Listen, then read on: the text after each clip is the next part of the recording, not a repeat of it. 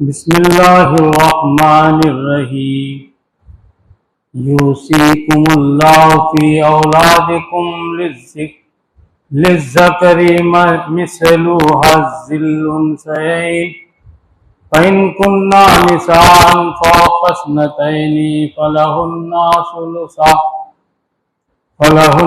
ثلثا ما ترکا وإن كانت واحدة فلها النصف ولأبويه لكل واحد منهم السدس مما ترك إن كان له ولد فإن لم يكن له ولد وورثها أبواه فلأمه الثلث فإن كان له إخوة فلأمه السدس من بعد وصية يوصي بها أو دين آباؤكم وأبناؤكم لا تدرون أيهم أقرب لكم نفعا فریضۃ من اللہ ان اللہ کان علیما حکیما۔ صدق اللہ مولانا العظیم۔ شروع اللہ کے نام سے جو بے انتہا مہربان اور رحم فرمانے والا ہے۔ سورہ نساء کا کچھ حصہ رہ گیا تھا، آج انشاءاللہ سماعت۔ تمہاری اولاد کے بارے میں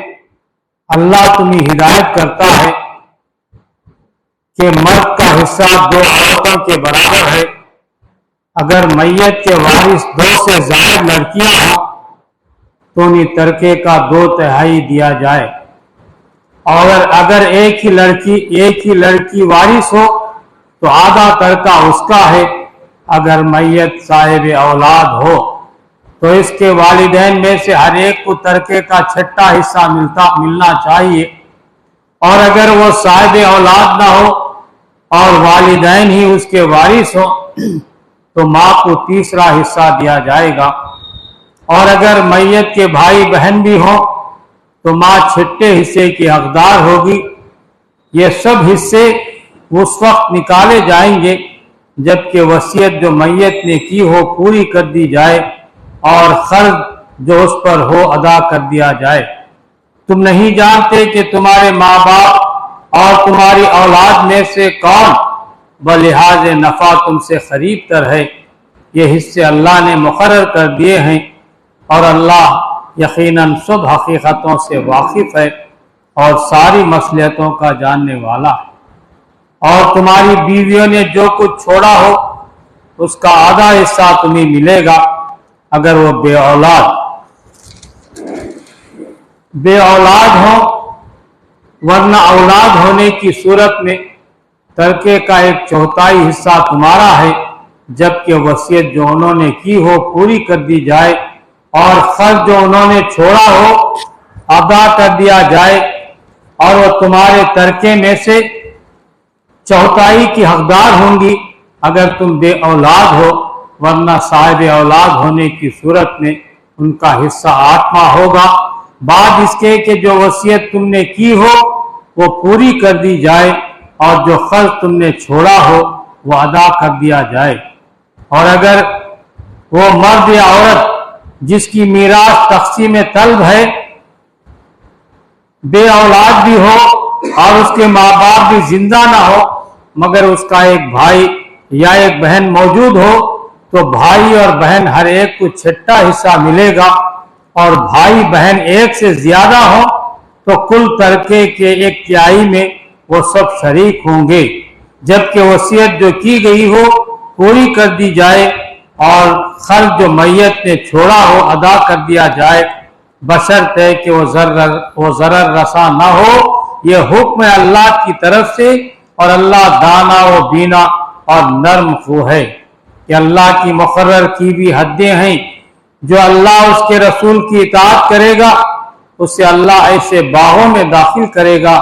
جن کے نیچے نہریں بہتی ہوں گی، اور ان باغوں میں وہ ہمیشہ رہے گا، اور یہی بڑی کامیابی ہے۔ اور جو اللہ اس کے رسول کی نافرمانی کرے گا اور اس کی مقرر کی ہوئی حدوں سے تجاوز کر جائے گا، اسے اللہ آگ میں ڈالے گا جس میں وہ ہمیشہ رہے گا، اور اس کے لیے رسوا کن سزا ہے۔ تمہاری عورتوں میں سے جو بدکاری کے مرتکب ہوں ان پر اپنے میں سے 4 آدمیوں کی گواہی لو، اور اگر 4 آدمی گواہی دے دیں تو ان کو گھروں میں بند رکھو یہاں تک کہ انہیں موت آ جائے، یا اللہ ان کے لیے کوئی راستہ نکال دے۔ اور تم میں سے جو اس فعل کا ارتکاب کریں ان دونوں کو تکلیف دو، پھر اگر توبہ کریں اور اپنی اصلاح کر لیں تو انہیں چھوڑ دو کہ اللہ بہت توبہ قبول کرنے والا اور رحم فرمانے والا ہے۔ ہاں یہ جان لو کہ اللہ پر توبہ کی قبولیت کا حق انہی لوگوں کے لیے ہے جو نادانی کی وجہ سے کوئی برا فعل کر گزرتے ہیں اور اس کے بعد جلدی ہی توبہ کر لیتے ہیں۔ ایسے لوگوں پر اللہ اپنی نظر عنایت سے پھر متوجہ ہو جاتا ہے، اور اللہ ساری باتوں کی خبر رکھنے والا اور حکیم و دانا۔ مگر توبہ ان لوگوں کے لیے نہیں ہے جو برے کام کیے چلے جاتے ہیں، یہاں تک کہ جب ان میں سے کسی کی موت کا وقت آ جاتا ہے اس وقت وہ کہتا ہے کہ اب میں نے توبہ کی۔ اور اسی طرح توبہ ان لوگوں کے لیے بھی نہیں ہے جو مرتے دم تک کافر رہیں، ایسے لوگوں کے لیے تو ہم نے دردناک سزا تیار کر رکھی ہے۔ اے لوگوں جو ایمان لائے ہو، تمہارے لیے حلال نہیں ہے کہ زبردستی عورتوں کے وارث بن بیٹھو، اور نہ یہ حلال ہے کہ انہیں تنگ کر کے اس مہر کا کچھ حصہ اڑا لینے کی کوشش کرو جو تم انہیں دے چکے ہو۔ ہاں اگر وہ کسی شریف بد چلنی کی مرتکب ہو تو ضرور تمہیں تنگ کرنے کا حق ہے، ان کے ساتھ بھلے طریقے سے زندگی بسر کرو۔ اگر وہ تمہیں ناپسند ہو سکتا ہے کہ ایک چیز تمہیں پسند نہ ہو، مگر اللہ نے اسی میں بہت کچھ بھلائی رکھ دی ہو۔ اور اگر تم ایک بیوی کی جگہ دوسری بیوی لے آنے کا ارادہ ہی کر لو تو خواہ تم نے اسے ڈھیر سا مال ہی کیوں نہ دیا ہو، اس میں سے کچھ واپس نہ لینا۔ کیا تم اسے بہتان لگا کر اور سری ظلم کر کے واپس لوگے؟ اور آخر تم اسے کس طرح لے لوگے جبکہ تم ایک دوسرے سے لطف اندوز ہو چکے ہو اور وہ تم سے پختہ عہد لے چکی ہیں؟ اور جن عورتوں سے تمہارے باپ نکاح کر چکے ہوں ان سے ہرگز نکاح نہ کرو، مگر جو پہلے ہو چکا سو ہو چکا۔ در حقیقت یہ ایک بے حیائی کا فعل ہے، ناپسندیدہ ہے اور برا چلن ہے۔ تم پر حرام کی گئی تمہاری مائیں، بیٹیاں، بہنیں، پھوپھیاں، خالائیں، بھتیجیاں، بھانجیاں، اور تمہاری وہ مائیں جنہوں نے تم کو دودھ پلایا ہو، اور تمہاری دودھ شریک بہنیں، اور تمہاری بیویوں کی مائیں، اور تمہاری بیویوں کی لڑکیاں جنہوں نے تمہاری گود میں پرورش پائی ہے، ان بیویوں کی لڑکیاں جن سے تمہارا تعلق زن و شو ہو چکا ہو، ورنہ اگر صرف نکاح ہوا ہو اور تعلق زن شو نہ ہوا ہو تو انہیں چھوڑ کر ان کی لڑکیوں سے نکاح کر لینے میں تم پر کوئی مواخذہ نہیں ہے۔ اور تمہارے ان بیٹوں کی بیویاں جو تمہارے صلب سے ہوں، اور یہ بھی تم پر حرام کیا گیا ہے کہ ایک نکاح میں 2 بہنوں کو جمع کرو، مگر جو پہلے ہو گیا سو ہو گیا۔ اللہ بخشنے والا اور رحم کرنے والا ہے۔ اور وہ عورتیں بھی تم پر حرام ہیں جو کسی دوسرے کے نکاح میں ہوں، محسنات، البتہ ایسی عورتیں اس سے مستثنا ہیں جو جنگ میں تمہارے ہاتھ آئیں۔ یہ اللہ کا قانون ہے جس کی پابندی تم پر لازم کر دی گئی ہے۔ ان کے ماں سوا جتنی عورتیں ہیں انہیں اپنے اموال کے ذریعے سے حاصل کرنا تمہارے لیے حلال کر دیا گیا ہے، بشرطے کہ حصار نکاح میں ان کو محفوظ کرو، نہ ایک آزاد شہوت رانی کرنے لگو۔ پھر جو ازواجی زندگی کا لطف تم ان سے اٹھاؤ اس کے بدلے ان کے مہر بطور فرض کے ادا کرو، البتہ مہر کی مقرر البتہ مہر کی قرارداد ہو جانے کے بعد آپس کی رضامندی سے تمہارے درمیان اگر کوئی سمجھوتا ہو جائے تو اس میں کوئی حرج نہیں۔ اللہ علیم اور دانا ہے، اور جو شخص تم میں سے اتنی مقدرت نہ رکھتا ہو کہ خاندانی مسلمان عورتوں محسنات سے نکاح کر سکے، اسے چاہیے کہ تمہاری ان لونڈیوں میں سے کسی کے ساتھ نکاح کر لے جو تمہارے قبضے میں ہو اور مومنہ ہو۔ اللہ تمہارے ایمانوں کا حال خوب جانتا ہے، تم سب ایک ہی گروہ کے لوگ ہو، لہذا ان کے سرپرستوں کی اجازت سے ان کے ساتھ نکاح کر لو اور معروف طریقے سے ان کے مہر ادا کر دو تاکہ وہ حصار نکاح میں محفوظ محسنات ہو کر رہیں، آزاد شہوت رانی نہ کرتی پھریں اور نہ چوری چھپے آشنائیاں کریں۔ پھر جب وہ حصار نکاح میں محفوظ ہو جائیں اور اس کے بعد کسی بد چلنی کی مرتکب ہو تو ان پر اس سزا کی بنسبت آدھی سزا ہے جو خاندانی عورتوں محسنات کے لیے مقرر ہے۔ یہ سہولت تم میں سے ان لوگوں کے لیے پیدا کی گئی ہے جن کی شادی نہ کرنے سے بن تقوی کے ٹوٹ جانے کا اندیشہ ہو، لیکن اگر تم صبر کرو تو یہ تمہارے لیے بہتر ہے، اور اللہ بخشنے والا اور رحم فرمانے والا ہے۔ اللہ چاہتا ہے کہ تم پر ان طریقوں کو واضح کرے اور انہی طریقوں پر تمہیں چلائے جن کی پیروی تم سے پہلے گزرے ہوئے صلاح کرتے تھے۔ وہ اپنی رحمت کے ساتھ تمہاری طرف متوجہ ہونے کا ارادہ رکھتا ہے، اور وہ علیم بھی ہے اور دانا بھی۔ ہاں، اللہ تو تم پر رحمت کے ساتھ توجہ کرنا چاہتا ہے، مگر جو لوگ خود اپنی خواہشات نفس کی پیروی کر رہے ہیں وہ چاہتے ہیں کہ تم راہ راست سے ہٹ کر دور نکل جاؤ۔ اللہ تم پر سے پابندیوں کو ہلکا کرنا چاہتا ہے کیونکہ انسان کمزور پیدا کیا گیا۔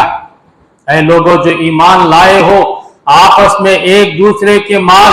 باطل طریقوں سے نہ کھاؤ، لین دین ہونا چاہیے آپس کی رضامندی سے، اور اپنے آپ کو قتل نہ کرو، یقین مانو کہ اللہ تمہارے اوپر مہربان ہے۔ جو شخص ظلم و زیادتی کے ساتھ ایسا کرے گا اس کو ہم ضرور آگ میں جھونکیں گے، اور یہ اللہ کے لیے کوئی مشکل کام نہیں ہے۔ اگر تم ان بڑے بڑے گناہوں سے پرہیز کرتے رہو جن سے تمہیں منع کیا جا رہا ہے تو تمہاری چھوٹی موٹی برائیوں کو ہم تمہارے حساب سے ساخت کر دیں گے اور تم کو عزت کی جگہ داخل کریں گے۔ اور جو کچھ اللہ نے تم میں سے کسی کو دوسروں کے مقابلے میں زیادہ دیا ہے اس کی تمنا نہ کرو، جو کچھ مردوں نے کمایا ہے اس کے مطابق ان کا حصہ ہے، اور جو کچھ عورتوں نے کمایا ہے اس کے مطابق ان کا حصہ ہے۔ ہاں، اللہ سے اس کے فضل کی دعا مانگتے رہو، یقیناً اللہ ہر چیز کا علم رکھتا ہے۔ اور ہم نے ہر اس طرح کے اقدار مقرر کر دیے ہیں جو والدین اور قریبی رشتہ دار چھوڑے اب رہے وہ لوگ جن سے تمہارے عہد و پیما ہوں تو ان کا حصہ انہیں دو، یقیناً اللہ ہر چیز پر نگران ہے۔ مرد عورتوں پر قوام ہیں اس بنا پر کہ اللہ نے ان میں سے ایک کو دوسرے پر فضیلت دی ہے، اور اس بنا پر کہ مرد اپنے مال خرچ کرتے ہیں، پس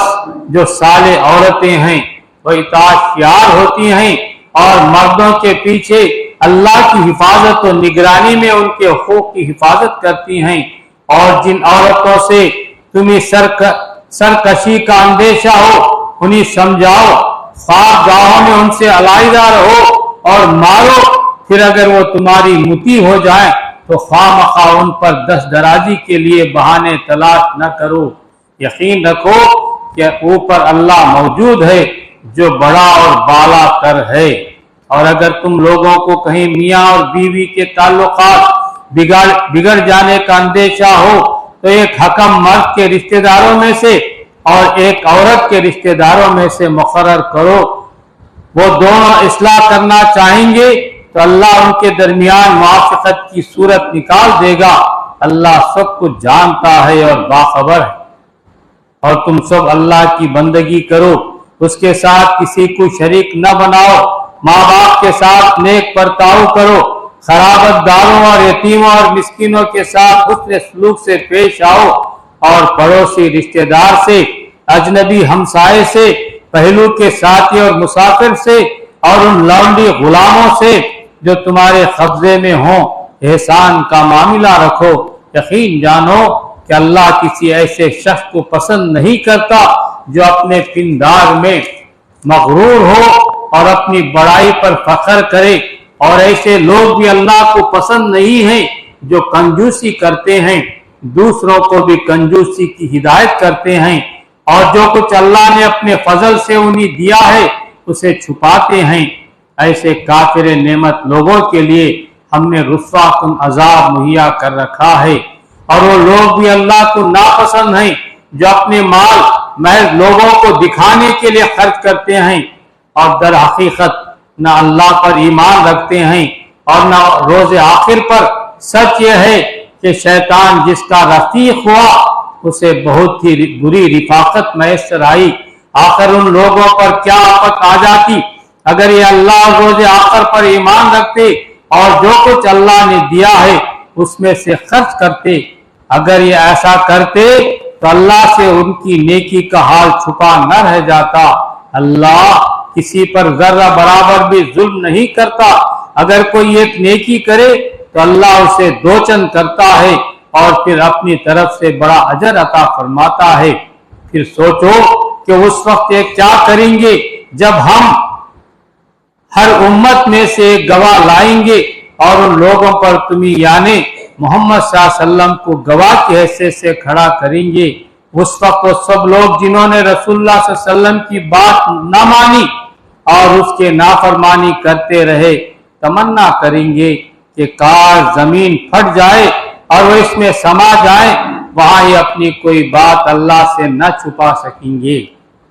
ऐ लोगों जो ईमान लाए हो, जब तुम नशे की हालत में हो तो नमाज के करीब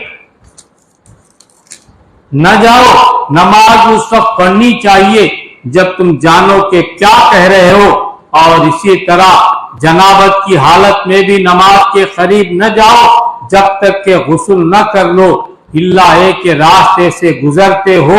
और अगर कभी ऐसा हो कि तुम बीमार हो या सफर में हो या तुम में से कोई शख्स रफ़े हाजत करके आए या तुमने औरतों से लमस किया हो और फिर पानी न मिले तो पाक मिट्टी से काम लो और उससे अपने चेहरों और हाथों पर मसा कर लो। बेशक अल्लाह नरमी से काम लेने वाला और बख्शिश फरमाने वाला है।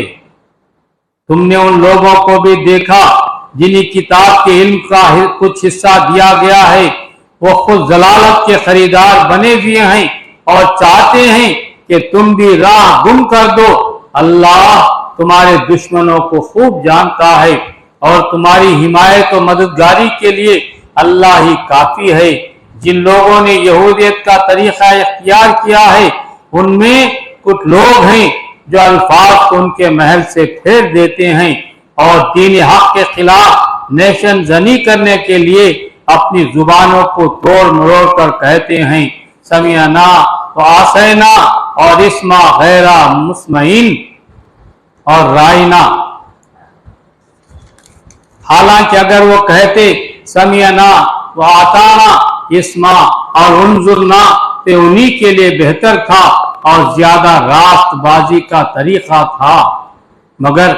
उन पर तो उनके बातिल परस्ती की बदौलत अल्लाह की फिटकार पड़ी हुई है, इसलिए वो कम ही ईमान लाते हैं। ऐ वो लोगों जिन्हें किताब दी गई थी, मान लो इस किताब को जो हमने अब नाजिल की है और जो उस किताब की तस्दीक और तायद करती है जो तुम्हारे पास पहले से मौजूद थी।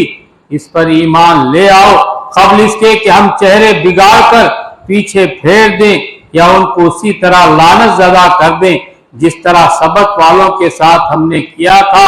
और याद रखो कि अल्लाह का हुक्म नाफिज होकर रहता है। अल्लाह बस शिर्क ही को माफ नहीं करता, उसके माँ सिवा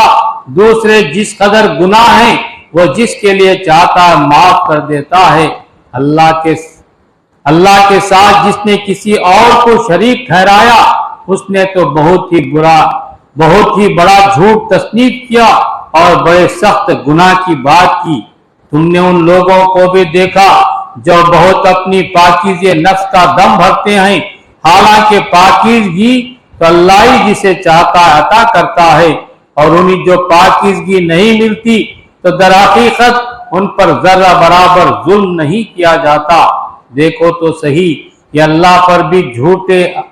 افترا گھڑنے سے نہیں چوکتے، اور ان کی صریحاً گناہگار ہونے کے لیے یہی ایک گناہ کافی ہے۔ کیا تم نے ان لوگوں کو نہیں دیکھا جنہیں کتاب کے علم میں سے کچھ حصہ دیا گیا ہے، اور ان کا حال یہ ہے کہ جبت اور طاغوت کو مانتے ہیں، اور کافروں کے متعلق کہتے ہیں کہ ایمان لانے والوں سے تو یہی زیادہ صحیح راستے پر ہیں۔ ایسے ہی لوگ ہیں جن پر اللہ نے لعنت کی ہے، اور جس پر اللہ لعنت کر دے پھر تم اس کا کوئی مددگار نہیں پاؤ گے۔ کیا حکومت میں ان کا کوئی حصہ ہے؟ اگر ایسا ہوتا تو یہ دوسروں کو ایک پھوٹی کوڑی تک نہ دیتے۔ پھر کیا یہ دوسروں سے اس لیے حسد کرتے ہیں کہ اللہ نے انہیں اپنے فضل سے نواز دیا؟ اگر یہ بات ہے تو انہیں معلوم ہو کہ ہم نے تو ابراہیم کی اولاد کو کتاب اور حکمت عطا کی اور ملک عظیم بخش دیا، مگر ان میں سے کوئی اس پر ایمان لایا اور کوئی اس سے منہ موڑ گیا، اور منہ موڑنے والوں کے لیے تو بس جہنم کی بھڑکتی ہوئی آگ ہی کافی ہے۔ جن لوگوں نے ہماری آیات کو ماننے سے انکار کر دیا ہے انہیں بالیقین ہم آگ میں جھونکیں گے، اور جب ان کے بدن کی کھال گل جائے گی تو اس کی جگہ دوسری کھال پیدا کریں گے تاکہ وہ خوب عذاب کا مزہ چکیں۔ اللہ بڑی قدرت رکھتا ہے اور اپنے فیصلوں کو عمل میں لانے کی حکمت خوب جانتا ہے، اور جن لوگوں نے ہماری آیات کو مان لیا اور نیک عمل کیے ان کو ہم ایسے باغوں میں داخل کریں گے جن کے نیچے نہریں بہتی ہوں گی، جہاں وہ ہمیشہ ہمیشہ رہیں گے، اور ان کو پاکیزہ بیویاں ملیں گی اور انہیں ہم گھنی چھاؤں میں رکھیں گے۔ مسلمانوں، اللہ تمہیں حکم دیتا ہے کہ امانتیں اہل امانت کے سپرد کرو، اور جب لوگوں کے درمیان فیصلہ کرو تو عدل کے ساتھ فیصلہ کرو۔ اللہ تم کو نہایت عمدہ نصیحت کرتا ہے، اور یقیناً اللہ سب کو سنتا اور دیکھتا ہے۔ اے لوگوں جو ایمان لائے ہو، اطاعت کرو اللہ کی اور اطاعت کرو رسول کی اور ان لوگوں کی جو تم میں سے صاحب امر ہوں۔ پھر اگر تمہارے درمیان کسی معاملے میں نزاع ہو جائے تو اسے اللہ اور رسول کی طرف پھیر دو، اگر تم واقعی اللہ اور روز آخر پر ایمان رکھتے ہو، اور یہی ایک صحیح طریقہ کار ہے اور انجام کے اعتبار سے بھی بہتر ہے۔ اے نبی صلی اللہ علیہ وسلم، تم نے دیکھا نہیں ان لوگوں کو جو دعویٰ تو کرتے ہیں کہ ہم ایمان لائے ہیں اس کتاب پر جو تمہاری طرف نازل کی گئی ہے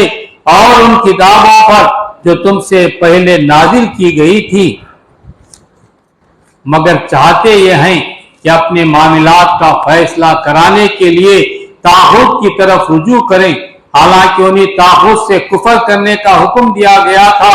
شیطان انہیں بھٹکا کر راہ راست سے بہت دور لے جانا چاہتا ہے، اور جب ان سے کہا جاتا کہ آؤ اس چیز کی طرف جو اللہ نے نازل کی ہے اور آؤ رسول کی طرف، تو ان منافقوں کو تم دیکھتے ہو کہ تمہاری طرف آنے سے کتراتے ہیں۔ پھر اس وقت کیا ہوتا جب ان کے اپنے ہاتھوں کی لائی ہوئی مصیبت ان پر آ پڑتی ہے، اس وقت تمہارے پاس قسمیں کھاتے ہوئے آتے ہیں اور کہتے ہیں کہ اللہ کی قسم ہم تو صرف بھلائی چاہتے تھے، اور ہماری نیت تو یہ تھی کہ فریقین میں کسی طرح موافقت ہو جائے۔ اللہ جانتا ہے جو کچھ ان کے دلوں میں ہے، ان سے تعرض مت کرو، انہیں سمجھاؤ اور ایسی نصیحت کرو جو ان کے دلوں میں اتر جائے۔ انہیں بتاؤ کہ ہم نے جو رسول بھی بھیجا ہے اسی لیے بھیجا ہے کہ اذن خداوندی کے بنا پر ان کی اطاعت کی جائے۔ اگر انہوں نے یہ طریقہ اختیار کیا ہوتا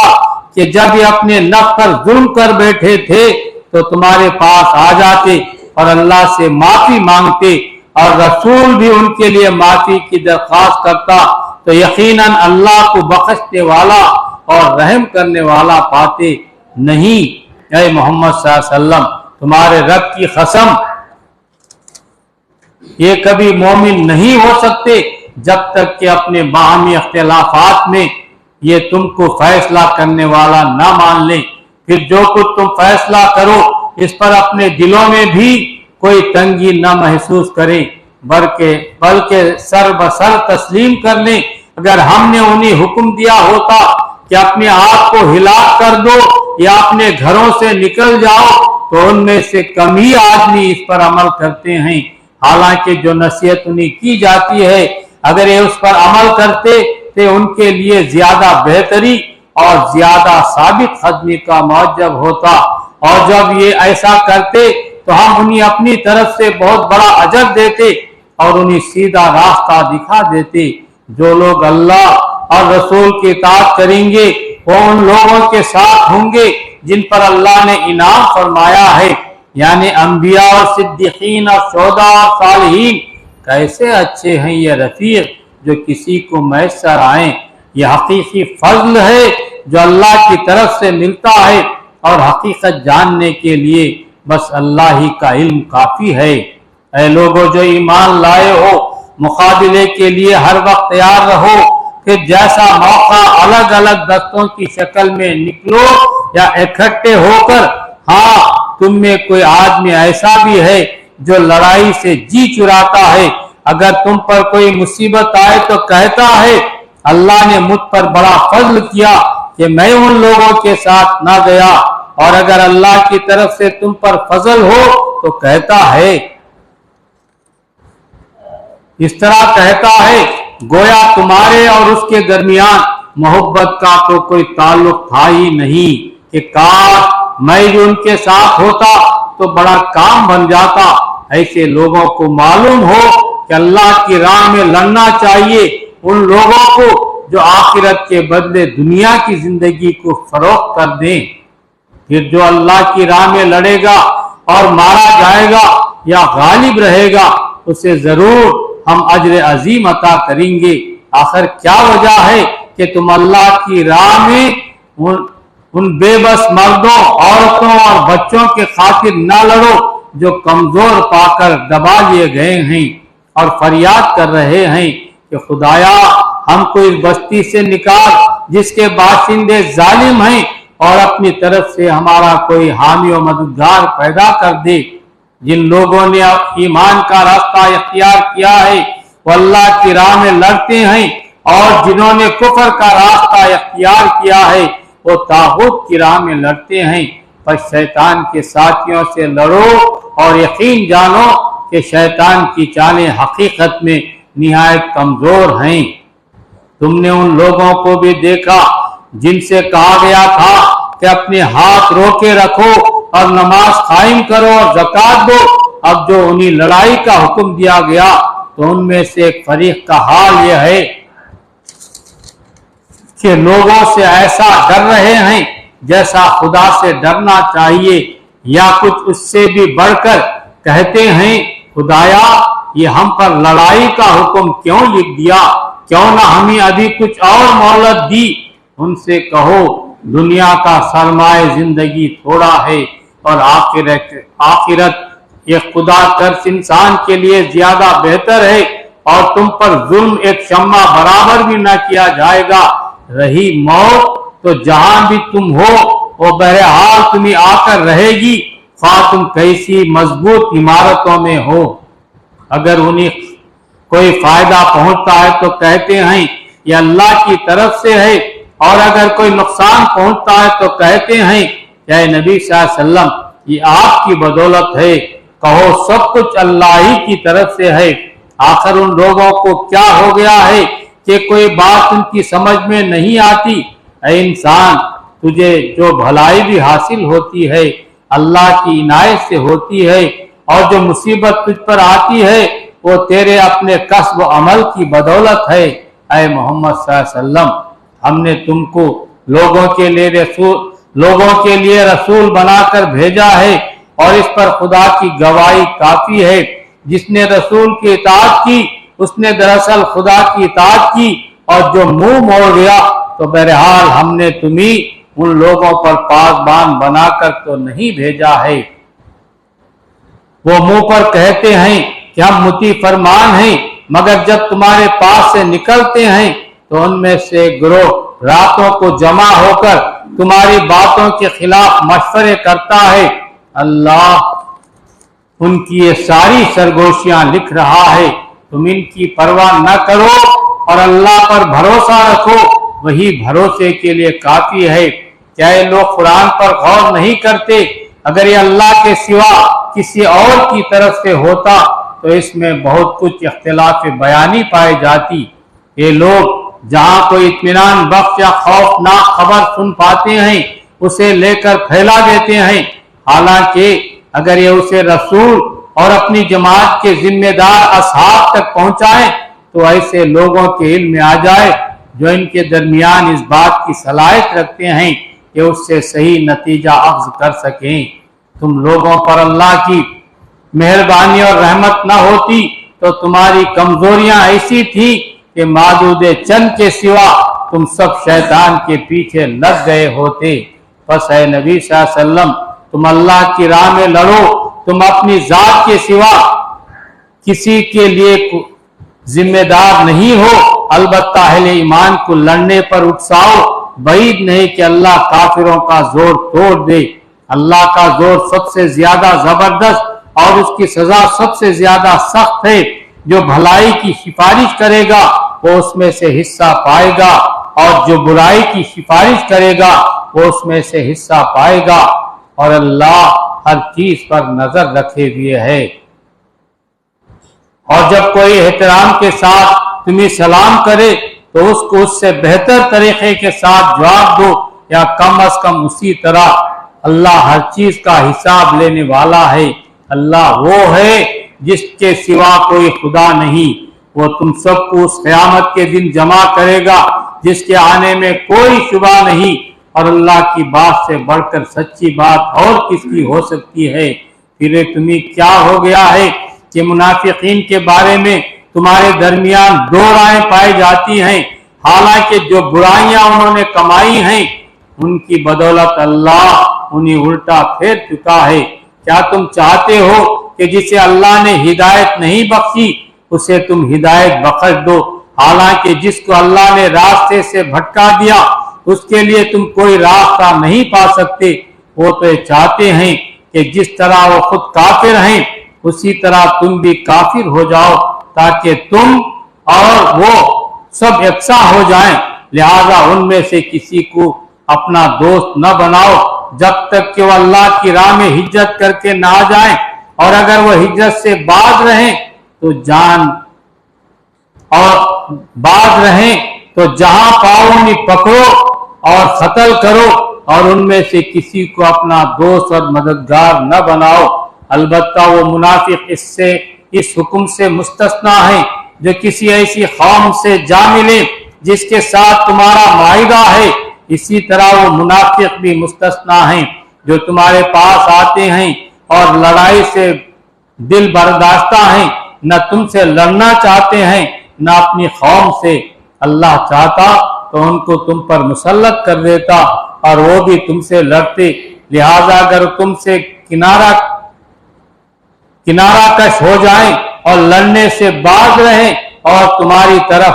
صلح و عافیت کا ہاتھ بڑھائیں تو اللہ نے تمہارے لیے ان پر دست درازی کی کوئی سبیل نہیں رکھی ہے۔ ایک اور قسم کے منافق تمہیں ایسے ملیں گے جو چاہتے ہیں کہ تم سے بھی امن میں رہیں اور اپنی قوم سے بھی، مگر جب کبھی فتنے کا موقع پائیں گے اس میں کود پڑیں گے۔ ایسے لوگ اگر تمہارے مقابلے سے باز نہ رہیں اور صلح و سلامتی تمہارے آگے پیش نہ کریں اور اپنے ہاتھ نہ روکیں تو جہاں وہ ملے انہیں پکڑو اور مارو۔ ان پر ہاتھ اٹھانے کے لیے ہم نے تمہیں کھلی حجت دے دی ہے۔ کسی مومن کا یہ کام نہیں ہے کہ دوسرے مومن کو قتل کرے الا ہے کہ اس سے چوک ہو جائے، اور جو شخص کسی مومن کو غلطی سے قتل کر دے تو اس کا کفارہ یہ ہے کہ ایک مومن کو غلامی سے آزاد کرے اور مقتول کے وارثوں کو خون بہا دے، اللہ یہ کہ وہ خون بہا معاف کر دے۔ لیکن اگر وہ مسلمان مقتول کسی ایسی قوم سے تھا جس سے تمہاری دشمنی ہو تو اس کا کفارہ ایک مومن غلام آزاد کرنا ہے، اور اگر وہ کسی ایسے غیر مسلم قوم کا فرد تھا جس سے تمہارا معاہدہ ہو تو اس کے وارثوں کو خون بہا دیا جائے گا، اور ایک مومن غلام کو آزاد کرنا ہوگا۔ پھر جو غلام نہ پائے وہ پے در پے 2 مہینے کے روزے رکھے، یہ اس گناہ پر اللہ سے توبہ کا طریقہ ہے، اور اللہ علیم اور دانا ہے۔ رہا وہ شخص جو کسی مومن کو جان بوجھ کر قتل کرے تو اس کی جزا جہنم ہے جس میں وہ ہمیشہ رہے گا، اس پر اللہ کا غضب اور اس کی لعنت ہے، اور اللہ نے اس کے لیے سخت عذاب مہیا کر رکھا ہے۔ اے لوگو جو ایمان لائے ہو، جب تم اللہ کی راہ میں جہاد کے لیے نکلو تو دوست دشمن میں تمیز کرو، اور جو تمہاری طرف سلام سے تقدیم کرے اسے فوراً نہ کہہ دو کہ تم مومن نہیں ہے۔